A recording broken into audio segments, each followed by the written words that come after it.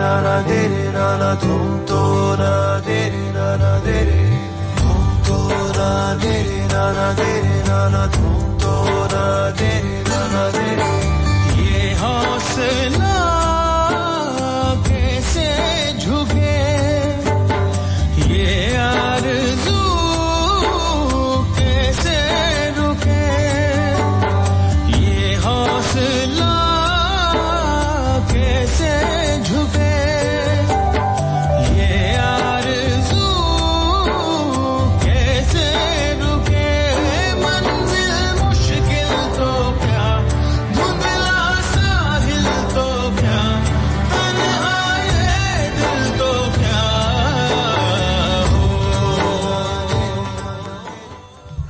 दोस्तों नमस्कार, मैं हूं भानु पुरोहित और आज मुलाकात में वाकई एक ऐसी शख्सियत के साथ बातें होंगी जो अपने आप एक मिसाल है। हमने बचपन में सिर्फ सुना ही होगा या पढ़ा ही होगा कि तपने के बाद सोना कुंदन हो जाता है। बस उसी कुंदन जैसी एक शख्सियत आज हमारे साथ है, डॉक्टर कृति भारती। डॉक्टर कृति के बारे में बहुत सी बातें हैं कहने को तो, लेकिन चंद बातें मैं आपको बता दूं कि बचपन में संघर्ष खूब झेले हैं और उन संघर्षों के बीच में ही पता नहीं कैसे किरण अंकुरित हुई, बीड़ा उठाया कि बच्चियों को आगे बढ़ाना है और बाल विवाह से उन्हें मुक्ति दिलानी है। शायद पता होगा कि नहीं, उनका सरनेम भी बदला, उन्होंने खुद को भारत की बेटी बनाया, पढ़ाई छूटी, फिर पढ़ा, सारथी बनी। मैं सारी बातें अभी क्यों बता रहा हूं, थोड़ी देर बाद ही बताऊंगा ना। ये गाना सुन ले पहले।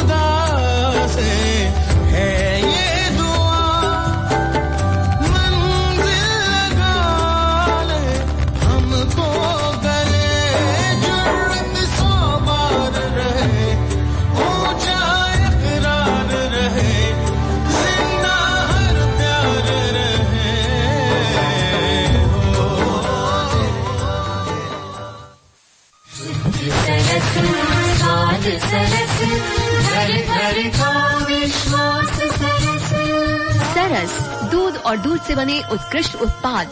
सरस स्वाद राजस्थान का।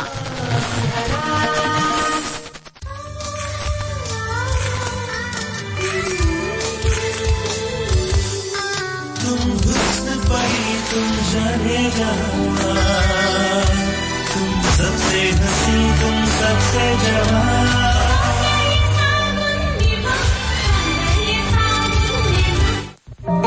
इस पथरी की परेशानी ने तो परेशान कर रखा है, कहाँ इलाज ना करवाया।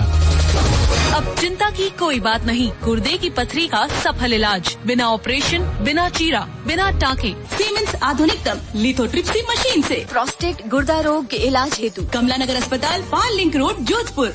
तो लास्ट ईयर ही। हाँ बिल्कुल, लास्ट ईयर की बातें भी हम करेंगे कृति जी। लेकिन कृति जी, मैं स्वागत करूं तो किसका करूं, उड़न परी, मुक्तिदाता छोरी या डॉक्टर कृति भारती का? जी खम्मा गणिसा। चाहे आप उड़न परी कहिए, चाहे आप मुक्तिदाता छोरी कहिए, ऑब्जेक्टिव एक ही है, भारत को शोषण मुक्त करवाना, बाल विवाह मुक्त करवाना। जी चलिए, मतलब इन्हें ये खिताब मिले हैं, हौसलों की उड़न परी, मुक्तिदाता छोरी, और 7 राष्ट्रीय और विश्व खिताब न जाने कितने आपकी झोली में है। सारी बातें हम बताने वाले हैं, लेकिन थोड़ी सी बताइए ना, आपकी स्टोरी के साथ एक और चीज जुड़ी रहती है कि बचपन बड़ा ही जहरीला था। जी क्या? जी, ये थोड़ा सा बताइए ना कैसे जहरीला? जी, मुझसे बहुत लोग स्नेह करते थे, तो संघर्ष में रहा जीवन। मैं कोई नहीं चाहता था कि मेरा जन्म हो, और मेरे जन्मने से पहले ही मेरे पिता ने मुझे अबैंडन कर दिया था। अच्छा, पहले ही वो सब कुछ? हाँ, मुझे छोरी आने वाली है। मुझे त्याग दिया गया। उसके बाद क्योंकि पहले से ही ईश्वर चाहते थे कि मेरा जन्म हो, जाको राखे साइया मार सके न कोई। तो मेरा जन्म हुआ, बहुत मुश्किलों से, सतमासी हूँ मैं, और बहुत मुश्किलों से जन्म होने के बाद मुझे एक्सेप्ट नहीं किया गया रिलेटिव्स की तरफ से भी। आज जो विश्व स्तरीय नाम आप देख रहे हैं, एक समय ऐसा था कि कोई शक्ल नहीं देखता था, गालियां सुनने को मिलती थी पिता की तरफ, पिता के लिए, और बहुत सारा वर्बल फिजिकल अब्यूज झेलने को मिला। 10 साल की उम्र में मुझे जहर दे दिया गया। उस जहर का असर ये हुआ, फिर से वही जाको राखे साइया मार सके न कोई। उस जहर का असर ये हुआ कि मैं बेड रिडन हो गई। मैं न चल सकती थी, न मैं बैठ सकती थी। मैं एक तरह से जिंदा लाश बिस्तर पर आ गई थी। उसके बाद पढ़ाई छूट गई क्योंकि स्कूल जाना पॉसिबल नहीं था, और फिर मेरी मदर ने जितने इंडिया में पॉसिबल ट्रीटमेंट्स है, एलोपैथी, आयुर्वेदिक, होम्योपैथी, सब ट्राई किया, बट कोई डायग्नोसिस नहीं हो पाया। उसके बाद रेकी थेरेपी से मैं ठीक हुई, और 12 साल की उम्र में मैंने फिर से चलना सीखा है, फिर से बैठना सीखा है। आपको अपनी जिंदगी का पहला कदम याद नहीं होगा कि आपने किस तरह से रखा। मुझे अपनी जिंदगी का वो एक तरह से मेरा नया जीवन था। मुझे अच्छे से याद है, मैंने वापस किस तरह चलना सीखा है, गोडालिया चलना सीखा है, वॉकर से चलना सीखा है, और उसी समय मेरी जिंदगी की नई शुरुआत हुई। और मैंने सोच लिया था कि अब एक नए तरीके से जिंदगी शुरुआत करनी है, और उसकी शुरुआत मैंने अपना सरनेम चेंज करके की, क्योंकि मैं तंग आ चुकी थी कि ये उसकी बेटी है। तो ऐसे में मुझे ऐसा लगा कि मुझे ईश्वर ने अगर यहाँ पर भेजा है तो जरूरी है कि मैं उसका सही, मुझे इतनी बार बचाया है तो उसका सही सदुपयोग हो। लेकिन कृति जी, मैं कैसे देखता हूँ, जैसे आपने कहा कि 7 मंथ्स में आपकी डिलोड हो गई, आपकी सतमासी कहते हैं जिसको। जी। लेकिन 7 का अंक बड़ा ही पावन गिना जाता है। जी। 7 अजूबे हैं दुनिया में। जी। 7 समंदर है दुनिया में। जी। 7 फेरे हैं दुनिया में। जी। तो 7 का अंक तो बड़ा ही पावन है। जी। और उनमें से अगर कोई निकल कर आ जाता है 7 समंदर पार करके भी इस दुनिया में, तो उसके बाद उसको कोई कुछ नहीं कर सकता और कोई उसका बिगाड़ भी नहीं सकता। जी, मैं तो हमेशा यही मानती हूँ कि मेरे बॉडीगार्ड ईश्वर रहे हैं हमेशा, जिन्होंने सिर्फ बचपन में ही नहीं, अभी भी जब मैं बाल विवाह के खिलाफ काम कर रही हूँ, मुझे धमकियां मिलती हैं, मुझ पर हमले होते हैं, तो हर बार मुझे ईश्वर ही बचाते हैं। तो वो शायद 7 का आंकड़ा ही है जो ईश्वर ने एक तरह से मुझे प्रोटेक्शन के रूप में दे रखा है। अच्छा, अभी आपने बातचीत में कहा कि आपने सरनेम बदल दिया। जी। तो पहले तो आपके नाम के आगे क्या लगता था? पहले चोपड़ा लगता था, लेकिन तो भारती हो गया। 12 साल की उम्र में मैंने अपना सरनेम चेंज कर लिया। आप सोच सकते हैं कि भारत में सरनेम चेंज करना कितना मुश्किल है। मुश्किल काम है। जाति पाति से हम ऊपर नहीं उठ पाते हैं, और अगर उसमें कोई फीमेल चेंज करना चाहे, और वो भी मेरी जैसी फीमेल चेंज करना चाहे, जिसे प्रोटेक्शन नहीं है, जिसको किसी तरह का राइट नहीं मिला हुआ, तो उसके लिए कितना मुश्किल रहा होगा। अच्छा, ये भारतीय, क्या हम तो आम सुनने वाला भी ये मानता कि भारतीय एक कास्ट से, लेकिन वो भारतीय आपकी कास्ट नहीं है। ये भारतीय मतलब भारत की बेटी। हाँ। मैं उसी क्षण सबसे ऊपर उठ चुकी थी और एक तरह से मैं भारत की बेटी बन गई थी। तो आज अगर मुझे जाना जाता है तो मैं भारत की बेटी के रूप में जानी जाती हूँ। बड़ा अच्छा लगता है कि इतनी हिम्मत और हौसला आप में पता नहीं कैसे आई। जब बचपन में वो दिन थे तो क्या माँ साथ में थी? जी बिल्कुल, मेरी माँ हमेशा साथ में रही। उन्होंने मुझे सपोर्ट किया और कोशिश की कि मुझे वापस ठीक करने में उनका सहयोग रहा। और वापस अगर मैं कहूँ पढ़ाई से रिलेटेड बात तो वो ही एक व्यक्ति थी जिन्होंने मुझे पढ़ाई से वापस जोड़ा, क्योंकि एक बार पढ़ाई छूटने के बाद बहुत मुश्किल है कि आप फिर से पढ़ाई से लिंक हो सकें। तो जब मैं 3-4 साल पढ़ाई से दूर हो गई तो उन्होंने मुझे वापस मेरे हाथ में किताबें दी कि अब आप पढ़िए। तो 4th स्टैंडर्ड से सीधा 10th स्टैंडर्ड मैंने जंप किया है। और बड़ा ही अजीब स्टोरी रही है मेरी लाइफ की, पूरी ड्रामेटिक, की सीधा 4वीं से 10वीं मतलब जो सिर्फ हम किताबों में पढ़ा करते थे कि एक राजा था, उसकी इतनी प्रजा थी जी, और कोई रहस्यमय और तिलिस्म जैसे होता है। बिल्कुल ये तिलिस्म था। मैं एक नई दुनिया में पहुंच गई थी जहाँ इंग्लिश की दुनिया अलग थी, मैथ्स की दुनिया अलग थी, साइंस की दुनिया अलग थी। हिंदी इजी था क्योंकि हम हिंदी वातावरण में पले बड़े होते हैं, तो हिंदी हमारे लिए इजियर होता है। बट बाकी जो सब्जेक्ट्स होते हैं वो अलग ही दुनिया के हैं थे, तो बहुत मुश्किल था। और आज मेरे पास पीएचडी की डिग्री है, आज मैंने पोस्ट डॉक्टरल कर ली है। लेकिन मेरी जिंदगी की सबसे बड़ी मार्कशीट 10th की मार्कशीट रही है, क्योंकि उस एक मार्कशीट में जो खुशी के आंसू आप जिस कहते हैं, उस रिजल्ट ने मुझे वो खुशी के आंसू दिए और वो उपलब्धि दी। क्योंकि अगर 10वीं पास नहीं होती तो शायद मैं यहाँ तक आज बढ़ नहीं पाती। 1500 से अधिक बाल विवाह रुकवा चुकी हैं आप। जी। तो ये कैसे एकाएक मन में आया कि मुझे बाल विवाह रुकवाने हैं या मुझे ऐसा काम करना है? मैं जब कॉलेज में थी साइकोलॉजी ऑप्ट किया तो कुछ एनजीओज के साथ काम करना शुरू किया। अच्छा। एनजीओज के साथ काम करते हुए मुझे लगा कि मैं शायद इसी फील्ड के लिए बनी हूँ। लोग कहते हैं हम फील्ड को चुनते हैं, सोशल सेक्टर को चुनते हैं, लेकिन मैं कहती हूँ मैंने इसे नहीं चुना। इस कर्म क्षेत्र ने मुझे चुना है अपने योद्धा के रूप में, ताकि मैं लड़ाई लड़ सकूं उन विक्टिम्स के लिए। तो मैं इसे चुनूं उससे पहले इस कर्म क्षेत्र ने मुझे चुना था।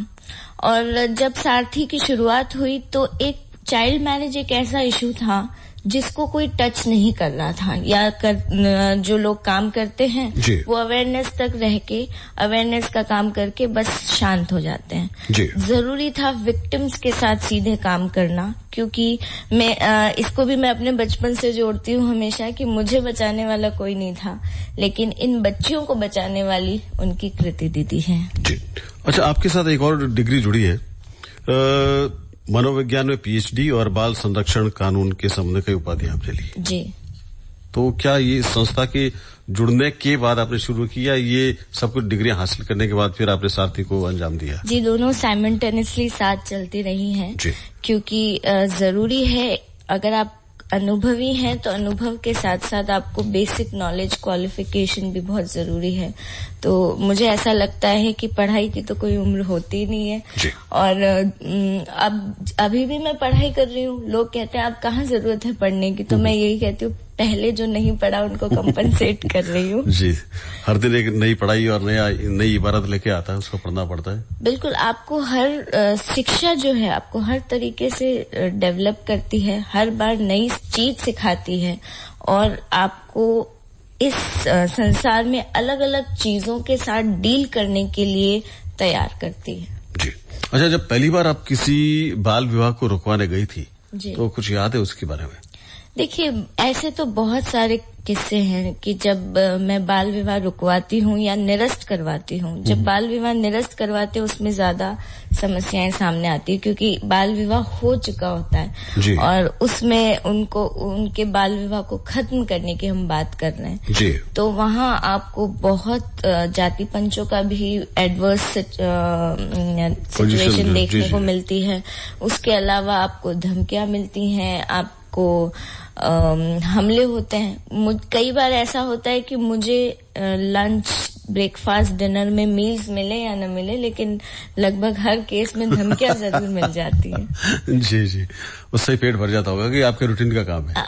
अब ऐसा लगता है कि ये नॉर्मल हो चुका है। शुरुआत में ऐसा लगता था कि धमकियां दी जा रही है, लेकिन धमकियां देने वालों को ये नहीं पता है कि मैं कहाँ से उठ के आई हूँ। मैंने मौत से संघर्ष किया है, मौत से लड़ी हूँ, और एक बार नहीं कई बार, जन्मने से पहले से मौत से लड़ रही हूँ और उसके बाद भी मौत से लड़ी हूँ। और मैं हमेशा यही कहती हूँ कि सामने वाला मुझे सिर्फ एक बार मार सकता है, दूसरी बार वो मार नहीं सकता, और वो जब तक मुझे मारेंगे तब तक मैं 10 को बचा जाऊंगी, तो नंबर तो मेरा ही ज्यादा रहेगा। कृति जी, ये बताइए ना कि आप जब रुकवाने जाती है जी, तो सीधा जाके ये थ्रेटन थोड़ी देती है, उनको समझाती होगी पहले? जी, पहले हमारी कोशिश यही रहती है कि हम काउंसलिंग करें ताकि समझें, लेकिन अगर नहीं समझते हैं तो फिर हमको लीगल एक्शन लेना पड़ता है। तो दोनों तरीके से कार्रवाई होती है। अगर हम बाल विवाह रुकवा रहे हैं तो हम काउंसलिंग के जरिए उन्हें समझाते हैं, कोशिश करते हैं कि नेगेटिव इफेक्ट समझें परिवार की, बाल विवाह से बच्चे किस तरह से शोषित होते हैं, और अगर नहीं समझते हैं तो फिर लीगल एक्शन लेते हैं। सेम इसी तरह बाल विवाह निरस्त, जिन बच्चों का बाल विवाह हो चुका है, कोशिश हम ये करते हैं कि फैमिली भी बच्चों के सपोर्ट में आ जाए। जो बच्चियां कहती हैं कि हमें उस बाल विवाह को नहीं रखना, कैंसिल कराना है, तो फैमिली सपोर्ट में आ जाती, तो एक साइकोलॉजिकल सपोर्ट बच्चे को मिल जाता है। और साथ में कोशिश ये भी करते हैं कि जो इन लॉज हैं, ससुराल वाले हैं, उनको भी काउंसलिंग करके उनको सपोर्ट में ले आए, म्यूचुअल कंसेंट पे ले आए, ताकि कोर्ट का प्रोसीजर और इजी हो जाए। बट जनरली घर वाले तो फिर भी सपोर्ट में आ जाते हैं, ससुराल वाले नहीं आते हैं, क्योंकि जाति पंचों का बहुत सपोर्ट मिलता है इनको। जाति पंचों ने बाल विवाह पर मोहर लगा रखी है। अगर जाति पंचों की मोहर हट जाए तो कानून के लिए भी बहुत आसान हो जाएगा बाल विवाह को खत्म करना। क्या इस दिशा में भी कुछ काम कर रही हैं आप, या मोटिवेशनल कुछ स्पीचेस वगैरह, या कहीं जाना कि जाति पंच इसमें दखल ना दे? जी, हम गांवों में स्कूल्स के साथ साथ पूरे विलेजेस में ओरिएंटेशन कैंप्स लगाते हैं। वहां हम लोग औरतों को, बच्चों को, और साथ में वृद्धों को, जितने विलेजेस हैं सबको कानून की जानकारी देते हैं, और साथ में उनको बाल विवाह नहीं करने की शपथ दिलाते हैं। अभी तक हमने 25,000 से ज्यादा लोगों को शपथ दिलवा दी है। एक तरह से हमने अपने आर्मी का हिस्सा बना लिया है उन्हें, कि आप न तो खुद करेंगे बाल विवाह, न किसी और को करने देंगे, और अगर कोई कर रहा है तो आप या तो प्रशासन को या फिर हमें, जो भी आपके लिए अवेलेबल ऑप्शन है, उन्हें सूचित करेंगे। तो वो एक तरह से 25,000 लोग या 25,000 फैमिली आपके साथ जुड़ चुके हैं? 25,000 लोग कह सकते हैं, क्योंकि उन्होंने लिखित में अपने कंसेंट दी है, ओथ फॉर्म को साइन किया है। तो 25,000 लोगों की हमारी एक सेना बनी है। इसको अभी मुझे और बढ़ाना है, और हम क्योंकि अभी कोविड का दौर चल रहा है तो हम कोई बड़ा ओरिएंटेशन कैंप कर नहीं सकते। तो जैसे ही थोड़ा दौर थमेगा हम फिर से ओरिएंटेशन कैंप्स करेंगे, और उसी दौरान हम लोगों को बाल विवाह अगर हो रहा है तो क्या करना चाहिए, बाल विवाह हो चुका है तो क्या करना चाहिए, इस तरह की कानून की जानकारी के साथ साथ हम उन्हें शपथ दिलवाते हैं। ये कौन सा क्षेत्र आपको लगता है कि बहुत अधिकांश रूप से बाल विवाह राजस्थान के उस क्षेत्र में होते हैं? देखिए, सारा राजस्थान इसमें है, और सिर्फ राजस्थान नहीं, पूरा देश, भारत देश में आपको बाल विवाह देखने को मिल जाएंगे। और अगर आप भारत देश से भी बाहर निकले तो डेवलप्ड कंट्रीज में भी आपको बाल विवाह देखने को मिल जाएंगे। डेवलप्ड कंट्री में? बिल्कुल। ये सबसे बड़ी भ्रांति है कि सिर्फ भारत में ही बाल विवाह है या डेवलपिंग देशों में ही बाल विवाह है, ऐसा नहीं है। बाल विवाह आपको हर देश में देखने को मिलेंगे, डेवलप्ड कंट्रीज में भी देखने को मिलेंगे। और वहां तो सिचुएशन इस तरह की है कि छोटी बच्चियों का बाल विवाह ओल्ड एज पर्सन्स के साथ भी कर दिया जाता है। तो बाल विवाह आपको हर क्षेत्र में, अगर राजस्थान परिप्रेक्ष्य की बात की जाए तो हर जिले में आपको देखने को मिलेगा।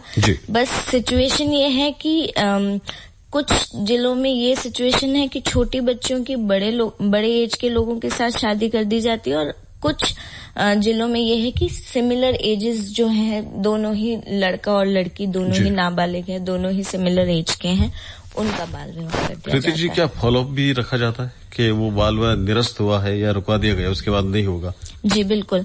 जनरली ये होता है कि जब बाल विवाह आपने मान लीजिए प्रशासन को इन्फॉर्म किया, उन्होंने जाके रुकवा भी दिया, तो फैमिलीज इतनी रिजिड होती है, जैसे घी पिला दिया तो उसके बाद तो बाल विवाह करना ही है। तो वो लोग क्या करते हैं, समय और प्लेस चेंज करके चाइल्ड मैरिज कर देते हैं और रात को खेतों में ले जाके 2-3 बजे चाइल्ड मैरिज कर देते हैं। और बहुत कम लोग होते हैं दोनों परिवार से, ताकि, और ना ही कोई फोन्स होते हैं ताकि कोई एविडेंस भी ना हो सके, फोटो भी नहीं हो सके, तो इस तरह से चाइल्ड मैरिजेस कर दी जाती। तो हमारे हमेशा ये रहती है, चाहे चाइल्ड मैरिज रोक रहे हैं या चाइल्ड मैरिज हमने निरस्त करवा दी है, कैंसिल करवा दी है, हम बच्चे का जो पूरा रिहैबिलिटेशन है उस पे ध्यान देते हैं। अगर चाइल्ड मैरिज रोकी है तो कोशिश करते हैं इन्फॉर्मर और साथ में वहाँ के जो सरपंच हैं, जो दूसरे इज्जतदार लोग हैं, नेता हैं, उनको शामिल करें और वो उन पे नजर रखें कि बच्चे के साथ बच्चे का ओवरऑल डेवलपमेंट हो रहा है।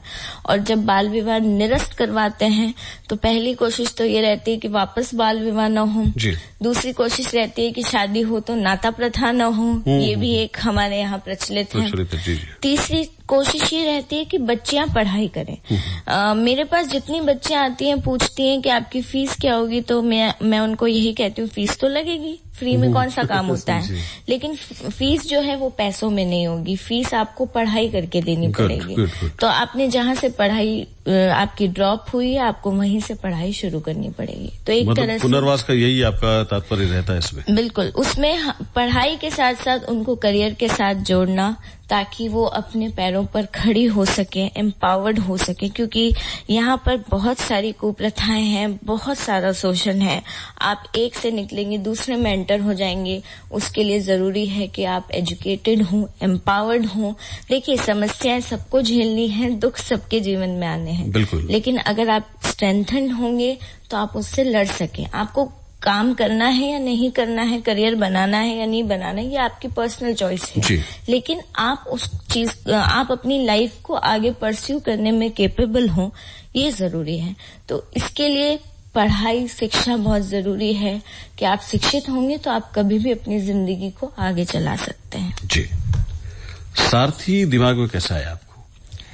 जैसा कि मैंने बताया, मैं अपने कॉलेज टाइम में एनजीओज के साथ जुड़ के काम करने लगी, तब मुझे ऐसा लगा, काम करने के दौरान ऐसा लगा कि रूट लेवल पे काम नहीं हो रहा है। मैं बहुत छोटी एज में इस फील्ड में आ गई थी, तो मुझे ऐसा लगता था कि अगर मैं इस फील्ड में आई हूँ तो कुछ चेंजेस लेके आऊं, मेरी वजह से कुछ बदलाव हो, लेकिन वो बदलाव कागजी तौर पर ना हो, रियलिटी में बदलाव हो। तो उसी के चलते मैंने सारथी ट्रस्ट की स्थापना की। बहुत कम एज में जब स्थापना करने की बात सोची तो सोचा कैसे होगा सब कुछ, लेकिन जैसा मैंने कहा, ईश्वर चाहते थे और ये कर्म क्षेत्र चाहता था कि मैं इस और कुछ काम करूं, तो सब चीजें अपने आप धीरे धीरे होती गई और सारथी ट्रस्ट की स्थापना हुई। और स्थापना होते ही देश का पहला बाल विवाह निरस्त हुआ, क्योंकि इससे पहले हमेशा ये सोचा जाता था कि बाल विवाह होने के बाद कुछ संभव नहीं है, लेकिन मैंने एक सल्यूशन पूरे देश को दिया कि बाल विवाह अगर हो चुका है तो उसको आप कैंसिल करवा सकते हैं, आपको उसमें शोषित रहने की जरूरत नहीं है। जी। कृति जी, जब आप जाती है अपने किसी काम को अंजाम देने के लिए, तो आपके साथ सरकार खड़ी रहती है या सरकार के नुमाइंदे खड़े रहते हैं?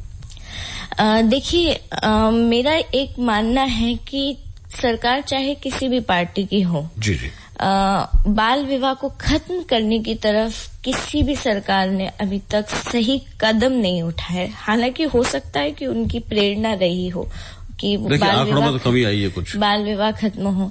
नहीं, मैं इन आंकड़ों को नहीं मानती।